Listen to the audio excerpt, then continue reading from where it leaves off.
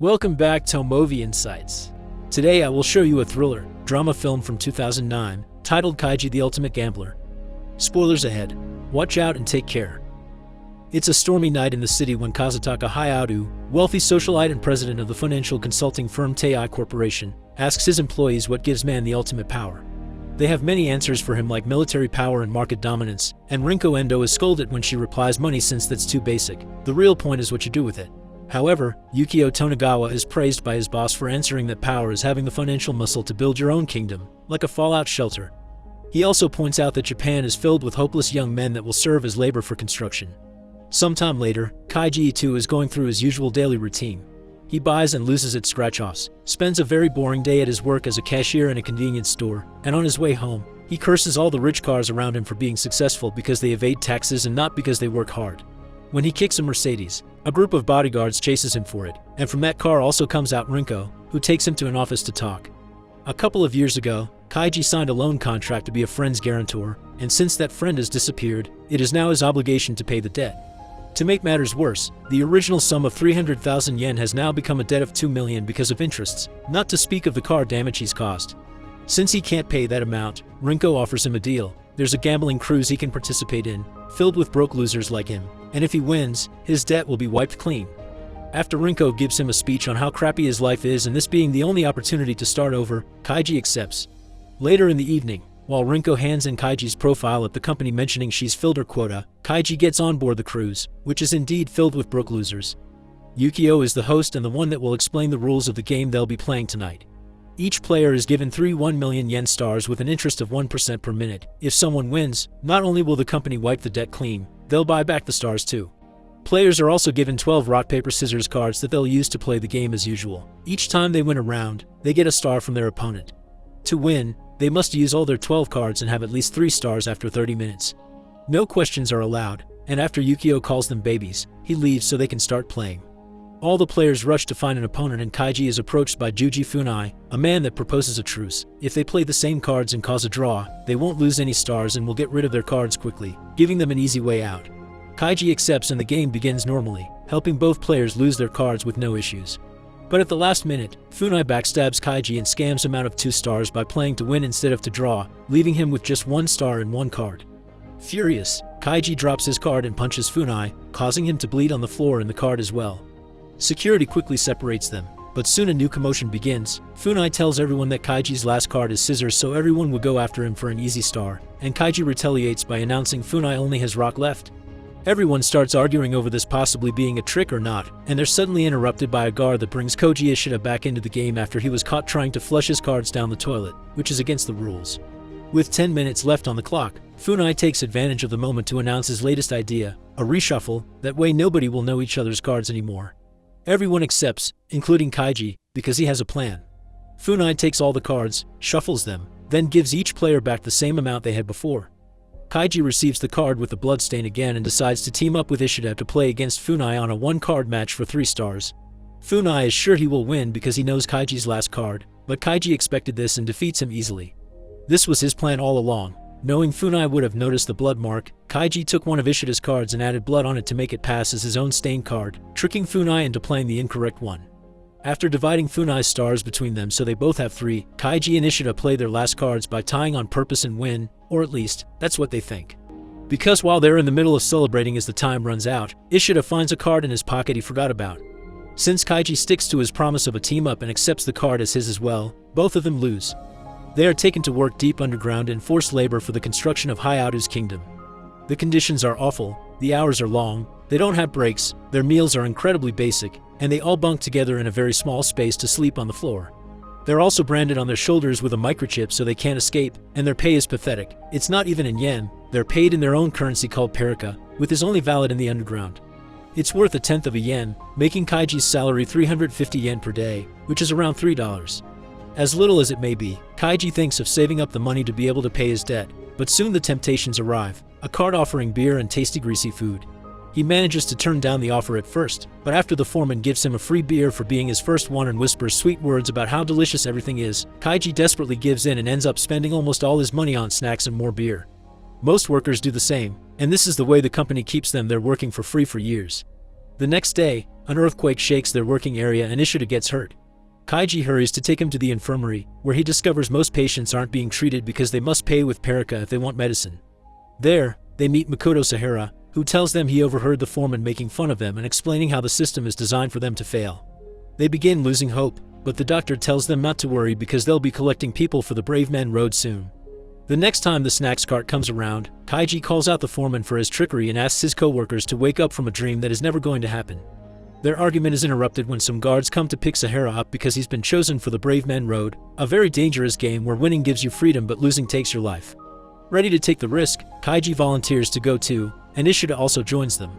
All the chosen players are blindfolded and get their hands tied up as they're taken to their destination, although Kaiji can tell they're being put in a vehicle and then an elevator. When they're finally allowed to see again, they discover they're on the roof of a skyscraper and Yukio is here again to explain the rules. Each player is given a voucher for 10 million yen, and to cash it, they must go to the hotel across the street by crossing the Brave Men Road, which consists of 2 rather narrow beams. They can't even crawl on them because they're electrocuted. Walking while keeping balance is the only option. Such rule is in place to make the game harder but also more interesting since it's being transmitted to a bunch of socialites as reality entertainment. The players are too scared at first, but when Kaiji accepts to participate, he inspires the others to join as well. Yukio goes back to the hotel where he and Rinko will be hosting for the socialites that are watching the game. Meanwhile, Kaiji draws lines on everyone's shoes so they can align them with the middle of the beam and keep better balance. The group slowly begins making their way across the beams, and Kaiji almost slips, but he manages to recover his balance before the worst happens. But soon everyone gets nervous when a bolt of lightning strikes nearby, promising a storm. One of the players is too anxious to continue, but Sahara refuses to help him, so he ends up slipping, getting electrocuted, and falling off the beam. This loss immediately lowers everybody's morale, and one by one, the players fall off to their deaths until only Kaiji, Sahara, and Ishida are left. Each fall is celebrated by the watchers as if it was a point gained in a sports match, which disgusts Rinko. The storm soon reaches the players, and while Sahara and Kaiji refuse to give up, Ishida does admit his time has come. He gives Kaiji his voucher, asking him to cash it and send the money to his daughter, and as soon as Kaiji turns around, Ishida lets his body fall in complete silence to spare his friend from the panic. Slowly but surely, Sahara and Kaiji finish crossing the beams and reach the hotel door, but Kaiji worries when he sees Hayato watching them from a window. His instincts are right, there's a final trick waiting for them. When Sahara opens the door, he's hit by a wind blast caused by the difference in air pressure and falls. Kaiji slips as well, but he manages to hold onto the ledge and climb back, proceeding to enter the building through the door to become the first person to ever win at Brave Men Road. Hayato congratulates Kaiji for it and grants Yukio a citizenship in his kingdom for having provided such a great show. Kaiji demands to be paid, but the news he hears isn't great. Ishida's voucher is invalid because he's dead, and from the 10 million Kaiji won, they'll take the debt money he owes them. So all he has left in the end are 750,000 yen, around $7,000. At least he has his freedom, but he's still furious that he won't get to send the money to Ishida's daughter, so he tries to punch Yukio, only to be stopped by the guards. Hayato is impressed by his attitude, so he gives Kaiji one last chance to play one more game. The game is called E-Cards and his opponent will be Yukio himself. Each player receives 5 cards, 4 citizens and either an emperor or a slave. The gameplay is simple. The slave team picks a card first and puts it face down on the table, then the emperor team responds with a card of his own. When the cards are revealed, they decide who wins by following a simple rule. Citizen versus citizen is a draw, citizen beats slave, emperor beats citizen, and slave beats emperor. Putting down cards randomly isn't allowed, Kaiji must look at them and choose accordingly. There will be 3 rounds, and the bet is 10-1, with 10 being the slave side. This is why Kaiji chooses to play as the slave even if he's at a disadvantage. He'll have to play first, his opponent will be able to read his expression, and the odds of the slave winning are 1/5. This match is so important that they're even showing it on the underground TV. Kaiji begins by playing 2 citizens, getting 2 draws, but when he plays the slave, Yukio immediately can tell and defeats him. Hayato is disappointed that it's ended so quickly, so he lends Kaiji some money so he can play again.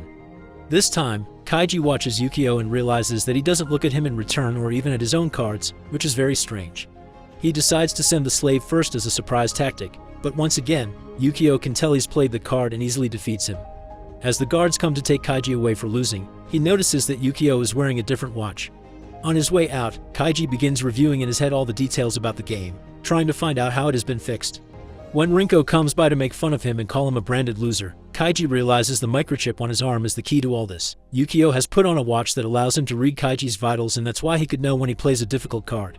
Kaiji begins crying and making a scene, thinking he'll spend his entire life underground, but as he remembers all the tricks that have been used in Alt so far, he comes up with a plan. First, he asks for permission to go to the bathroom before leaving. Once in there, he calls Rinko over, knowing she's waiting at the door. Then he tells her about his plan and convinces her to lend him 50 million yen to play once more, claiming he knows deep inside she's a good person. Rinko ends up agreeing and takes him back to the game room, where Hayato is pleased by this surprise and orders Yukio to play against Kaiji again. Before they start though, Kaiji hits his head against the mirror a couple of times, so his vitals show crazy numbers on Yukio's watch all the time. At the table, he grabs 3 cards and hides them on his lap, but then changes one while Yukio isn't looking, and the 2 remaining cards on the table end up with bloodstains on them when Kaiji shakes his head. The game begins, and for the first time in his life, Yukio is nervous and unsure because he can't rely on the watch anymore. The first cards they play are citizens, so it's a draw, but the second round is when things get interesting. Kaiji plays a card with a bloodstain on it. Yukio remembers that the 2 remaining cards on the table when the bleeding happened were the slave and a citizen, so he plays a citizen for that 50-50 chance. Kaiji's card is also a citizen, so this is another draw, but Yukio now gets confident. This means the next bloodstain card will be the slave. After one more citizen draw, they're down to 2 cards, and Kaiji plays the other bloodstained one. Believing it to be the slave, Yukio is about to play a citizen but stops himself when he realizes Kaiji must have seen the blood because it's the same trick he had used back on the cruise. He also realizes he saw Kaiji swap one of the cards after he took the first 3, which means the one on the table now is also a citizen, and this has been a trick all along. Confident in his conclusion, Yukio plays the Emperor, only to get the biggest shock of the day. Kaiji has played the slave, so he wins the game. As the workers underground celebrate the victory, Kaiji explains he never swapped the cards, he only pretended he did. Hayato gets furious with Yukio for having lost him a lot of money, so after hitting him with his cane, he revokes his citizenship in the kingdom and sends him to work underground for the rest of his life. The next day, Kaiji and Rinko divide the money while celebrating over lunch. But suddenly, Kaiji passes out because Rinko has put something in his drink. When he wakes up later, all the bags with the money and Rinko herself are gone, but she's left behind a letter explaining she's taken the money because Kaiji didn't think of the interest per minute on the loan and the payment for the car damage he still owed her. In the end, he's only left with 450,000 yen, around $4,000. Kaiji freaks out while Rinko gets away in her car and throws her company pass out of the window, enjoying her newfound freedom and accepting she isn't a good person after all. Sometime later, Ishida's daughter receives an anonymous envelope with 450,000 yen and her father's game voucher.